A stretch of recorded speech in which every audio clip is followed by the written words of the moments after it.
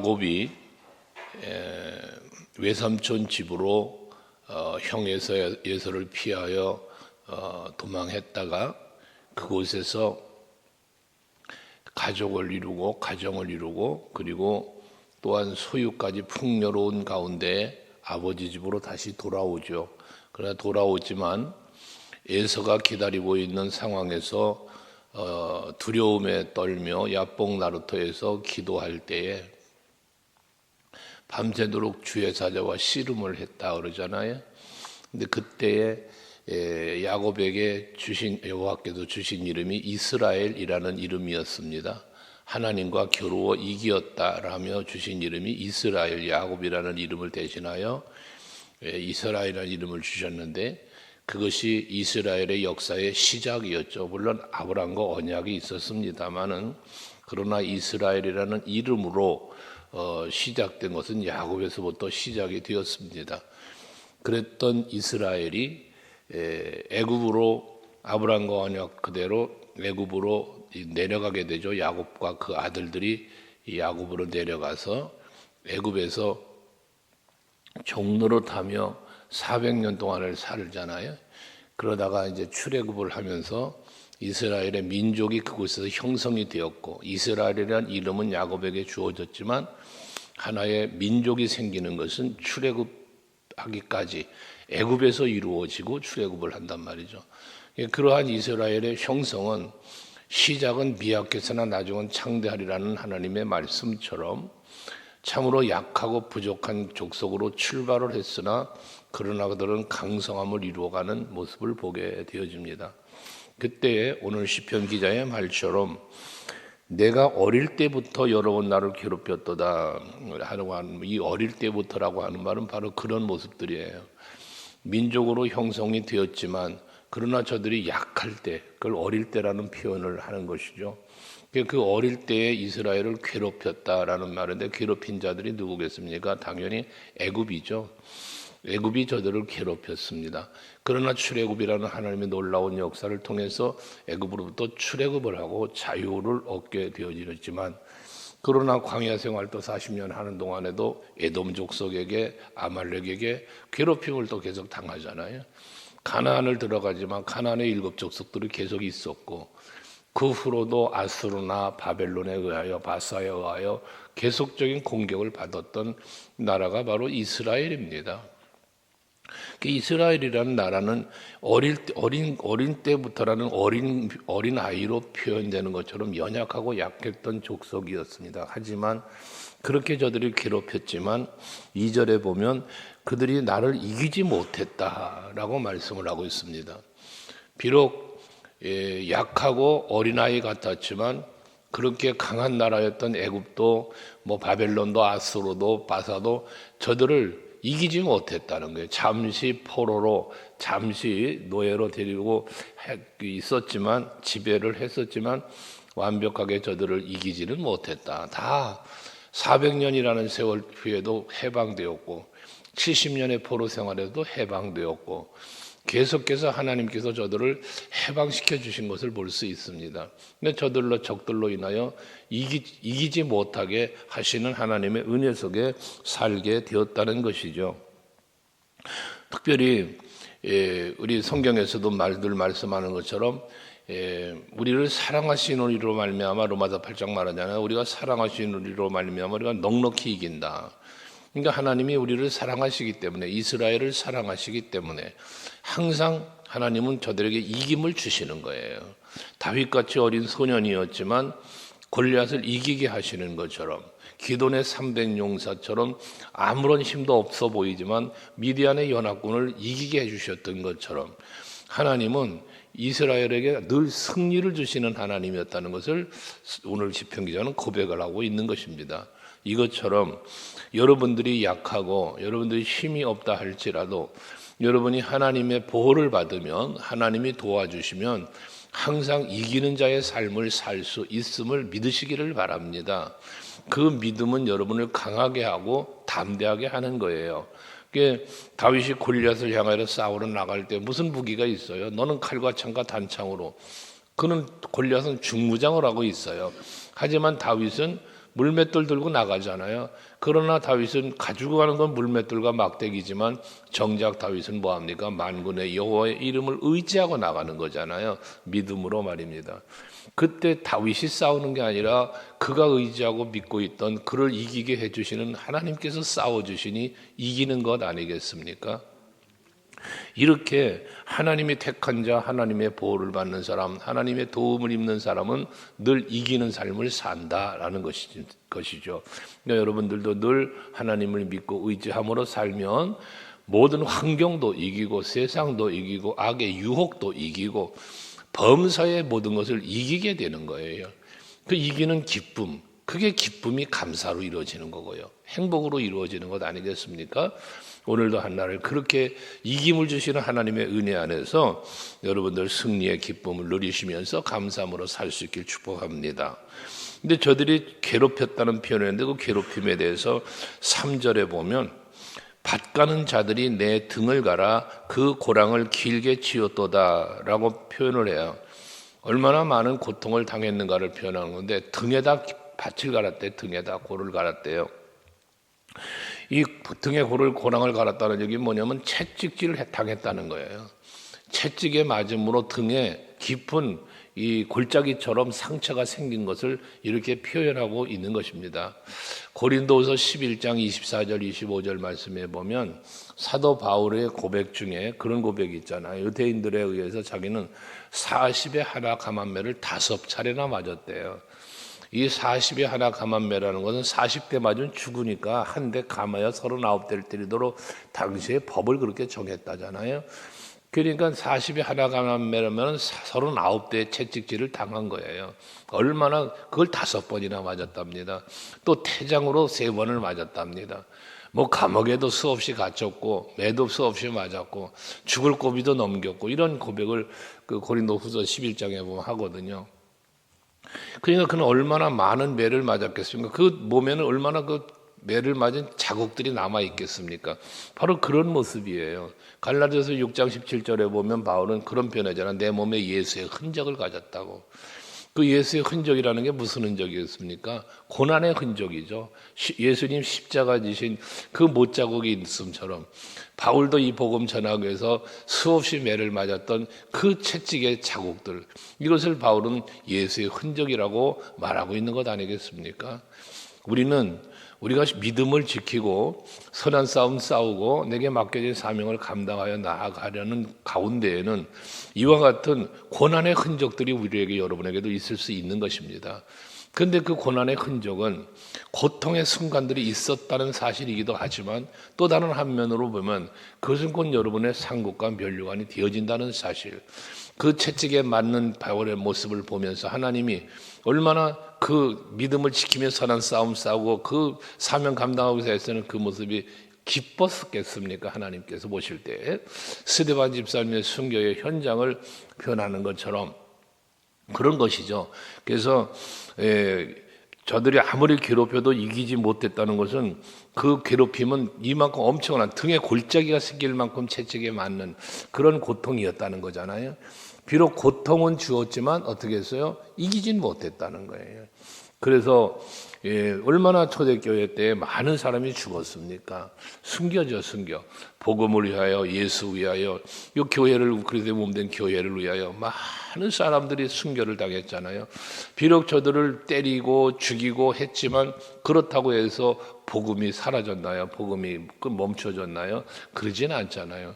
하나님 나라는, 교회는 계속해서 세워졌고 많은 영혼들은 주께로 계속 돌아왔고, 그리고면서 복음이 퍼지고 퍼져나간 게 오늘 우리들에게까지 이르는 거 아니겠습니까?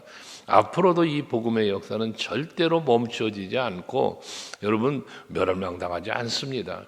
세상의 권세자들이 뭐 여러 가지 이야기를 합니다. 그러나 아무리 기독교를 박해하고 여러분 예수를 못 믿게 하고 한다고 해서 여러분 하나님의 거룩하신 뜻이 멈춰지지 않습니다. 방해는 받을 수 있을지 모르나 반드시 최후의 승리는 복음의 승리요 십자가의 승리인 것입니다. 예수께서 십자가에 죽으신 후에 부활하신 것처럼 하늘로 오르신 것처럼 마지막 때가 되면 다시 저와 여러분들로 들림받게 되어질 것인데 그게 바로 최후의 승리자의 모습으로 들림받을 것이니 이 세상이 우리를 이길 수 없습니다. 예수께서 말씀했잖아요. 너희가 세상에서 환난을 당하나 담대해라. 내가 세상을 이겼노라. 예수님이 이기신 것처럼 저와 여러분도 이기게 해주실 줄로 믿으시고 혹여나 고통을 당한다 할지라도 그 고통을 견디고 이겨낼 수 있는 여러분들이 또한 될 수 있기를 바랍니다. 그러면서 4절엔 또 말합니다. 여호와께서는 위로우셔서 악인들의 줄을 끊으셨도다라고 말합니다. 악인들의 줄이라는 건 뭡니까? 바로 이 믿음으로 사는 사람들, 하나님의 백성으로 사는 사람들을 줄로 묶고 제재하고 또 가두고 압박했잖아요. 목에 목줄 매가지고 끌고 다니는 것처럼 그렇게 했지만 하나님께서 뭐 했어요? 그 줄을 끊으셨다는 거예요. 그러니까 결국 뭡니까? 압제당하면서부터 자유를 주셨다는 거죠. 오히려 저들을 멸하셨던 하나님의 섭리를 보잖아요. 사울 왕이 다윗을 죽이려고 얼마나 그랬습니까? 하지만 하나님께서는 사울과 그 가족들을 멸하셨잖아요. 버리셨잖아요.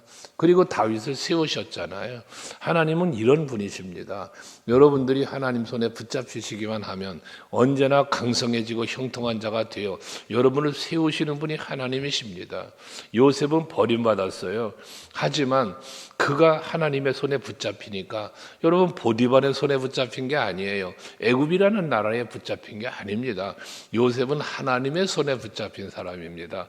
그러니까 그는 형통한 자가 되었다잖아요. 지배를 받아야 하고 고난을 당해야 할 그가 오히려 지배하고 이 형통과 번성의 복을 누리는 자의 자리에 세워주시는 분이 하나님이시지 않습니까?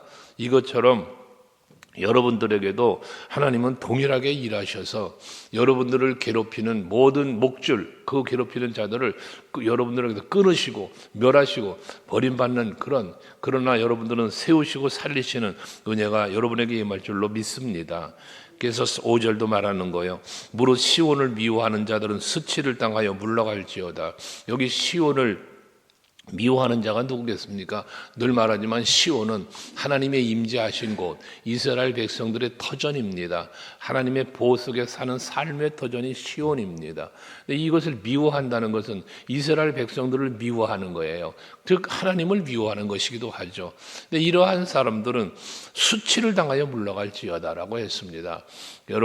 여러분들이 바로 시온에 사시는 분들이에요. 영적인 시온에 사는 분들입니다. 하나님이 함께 하시고 도우시고 그 보호 안에 사시는 분들, 조금 다른 말로 말한다면 예수 안에 사시는 분들, 하나님의 은혜 안에 사시는 분들이 바로 여러분들이란 말씀이죠.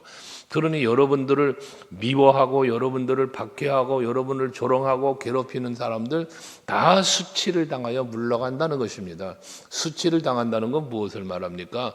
패배자들이 된다는 거예요. 저들이 여러분을 지배하는 것 같고 그들이 여러분들보다 강한 것 같지만 결국은 여러분 앞에서 수치를 당하는 거예요. 다윗이 왕위에 해보면서 왕위에 올라서 여부스 족속을 공격하러 갈 때에 여부스 족속 사람들이 뭐라고 했습니까? 다리를 저는 절름발이나 앞을 못 보는 맹일이라도 저 다윗을 이길 수 있다고 그렇게 조롱하며 업수의 여김을 당했던 그러한 다윗 아니었습니까? 하지만 그 다윗과 그 이스라엘 유다민 백성들을 업수의 여겼던 저들이 수치를 당하는 거예요. 저들이 멸망을 당하는 거예요. 그래서 결국 전쟁의 승리는 다윗이 것이었지 않습니까? 그것처럼 하나님께서 여러분을 지켜주시면 여러분을 다스리려고 하고 여러분들을 지배하려고 하고 여러분들을 괴롭히고 짓누르려고 하는 그러한 세력들은 오히려 하나님께서 저들을 멸하셔서 그들이 여러분 앞에 수치를 당하게 해주신다는 말씀을 하는 것입니다. 뿐만 아니라 6절 보면 그들은 즉 악인들이죠. 예루살렘을 시온을 미워하고 박해하는 이자들을 말하는 거잖아요. 그들은 지붕의 풀과 같을지어다 했습니다. 그것은 자라기 전에 말하는 것이다. 지붕에 보면 과거에는 이제 이렇게 지붕이 초가지붕하면 그 위에 풀씨들이 날라와서 풀이 자라기도 하고 그랬잖아요. 근데 걔네들이 제대로 자라지 못하지 않습니까? 햇살에 비치면 금방 말라 죽는 게 지붕의 풀입니다. 이렇게 비유한 거예요. 악인들을 그렇게 비유한 것입니다. 저들은 결국 자라기도 전에 말라 버린다는 거예요. 그러니까 저들은 뭔가 힘이 있어서 지배할 것 같고 다스릴 것 같지만 그러나 쉽게 무너진다는 걸 말하는 거지 않습니까? 하나님이 지키고 앞에서 우리가 127편에서 묵상한 것처럼 아무리 세상에 하나님께서 집을 세우지 않으면 세우는 자의 수고도 헛되고 아버지께서 성을 파수꾼들이 지키지만 하나님이 지켜주시지 않으면 그 파수꾼들의 경성함도 헛되다고 그러지 않습니까? 그것처럼 이 세상에 아무리 강한 것 같아도 하나님이 보호하지 않으면 아무것도 아닌 걸 말하는 거예요. 지붕의 풀같이라는 표현을 했어요. 더 나가서 7절에 보면 이런 것은 베는 자의 손과 묶는 자의 품에 차지 아니한다라고 말합니다. 베는 자와 묶는 자가 뭘 말하는 겁니까? 곡식단을 거두어 드리는 걸 표현하는 거예요. 알곡을 거두어 드릴 때에 그걸 베는 거잖아요. 낫으로 베고 그리고 단으로 묶는 거잖아요. 근데 베는 자나 묶는 자가 그 마음에 품에 차지를 않는다는 거예요. 그게 무슨 말입니까? 가치가 없다는 거예요. 가치가. 알곡은 거두어 들여 곡간으로 가지만 가라지는 어떻게 했습니까? 불살라 버린다 그러잖아요. 그럼 곡간으로 드릴 만한 가치가 없는 거예요. 그러니까 버림받는 걸 말하는 거예요. 불살라지는 걸 말하는 것입니다. 이렇게 악인들은 이 택한 이스라엘 택한 백성들을 괴롭히거나 저들을 지배하려고 했던 자들은 이렇게 힘없이 수치당하고 버림받고 무가치한 존재가 되고 만다는 거예요. 힘도 없고 가치도 없는, 그래서 결과적으로 버림받는 존재가 되고 만다는 것이거든요. 그렇지만 택함받은 이스라엘 백성들은 어떻습니까? 약해 보여도 힘없어 보여도 하나님께서 이사야 선지자를 통하여 말씀하신 것처럼 이사야서 43장에 말씀하잖아요. 내가 너를 보배롭고 존귀하게 여기며 내가 너를 사랑하였은즉 이라고 말씀하시죠. 이게 바로 이스라엘 백성들 이렇게 존귀히 여김을 받는 거예요. 보배롭게 여김을 받는 거예요. 그러니까 거두는 자가 묶는 자가 어떻게 돼? 알곡처럼 묶어서 거두어서 곡간으로 드린단 말이에요. 여러분, 예수께서 이 땅에 오셔서 십자가를 지시기까지 그 엄청난 사랑을 부어주시면서 저들을 구원하시고 계셔서 하나님의 자녀 삼아주시고 영원한 하나님의 나라에 이르도록 인도해 주시는 거잖아요. 귀히 여겨주시는 거예요. 여러분이 그러한 대상인 거예요. 하지만 악인들은 어떻다? 베는 자가 묶는 자가 무가치하게 여겨버린다는 거예요. 품에 차지 않는다는 거예요. 그렇게 버림을 받게 되어진다는 것이거든요. 뿐만 아니라 마지막 8절에 보면 지나가는 자들도 여호와의 복이 너희에게 있을지어다 하거나 우리가 여호와의 이름으로 너희에게 축복한다 하지 아니하느니라 라고 말합니다. 다시 말해서 하나님 앞에 무가치하고 힘없고 버림받는 존재들은 세상 사람들에게조차도 높임받고 존경받고 축복받지 못하는 대상이 되어진다는 사실을 말하고 있는 것입니다. 앞에 요셉을 말했지만 요셉을 보는 보디발이 자기 주인이에요. 주인인 보디발이 보면서 이 아이는 참 복된 아이구나, 하나님이 얘를 통해서 복을 주시는구나 라고 그렇게 인정받는 사람이었단 말이에요. 그렇지만 지금 이 악인들은 어떻다는 거예요? 사람들이 그들을 인정해 주질 않는다는 거예요. 저들에게 복을 빌어주지도 않는다는 거예요. 완벽한 버림을 받는 거죠. 하나님께만 버림받는 게 아니라 세상에게도 버림받고 사람들에게도 조차 버림받는 그러한 자들이 되어지고 만다는 것을 말하는 겁니다. 이제 저와 여러분들은 하나님께 택함받은 자들입니다. 예수께서 십자가에 피 흘려 죽으시기까지 사랑하는, 그래서 하나님께서 그러잖아요. 하나님께서 세상을 이처럼 사랑하사 독생자를 주셨다라고 말하잖아요. 예수 십자가의 사랑은 우리를 향한 하나님의 사랑의 확증이라고도 말씀하시잖아요. 이게 우리가 받은 하나님의 은혜요 사랑입니다. 그래서 그 사랑으로 우리는 세상을 이기는 거예요. 하지만 버림받은 자들은 뭐라? 하나님께만 버림받는 게 아니라 세상에도 사람에게도 조차 버림받는 존재들이 되어진다는 사실이거든요. 그러니 여러분, 천국과 지옥을 놓고 말씀했지만 우리가 천국 가는 하나님의 자녀가 된 것이 얼마나 큰 복인지를 우리는 헤아려야 되고 감사해야 된다는 거예요. 지옥에 갈 건데 천국 가게 됐단 말이죠. 이게 얼마나 큰 은혜와 복입니까? 이게 하나님의 은혜를 입고 사랑을 입은 자들입니다. 여러분은 바로 그런 분들이라는 사실을 기억하시면서 그런 은혜를 입은 내가 되었다는 사실 앞에 감사하면서 오늘도 복된 하루를 사시기를 축복합니다. 기도하시겠습니다.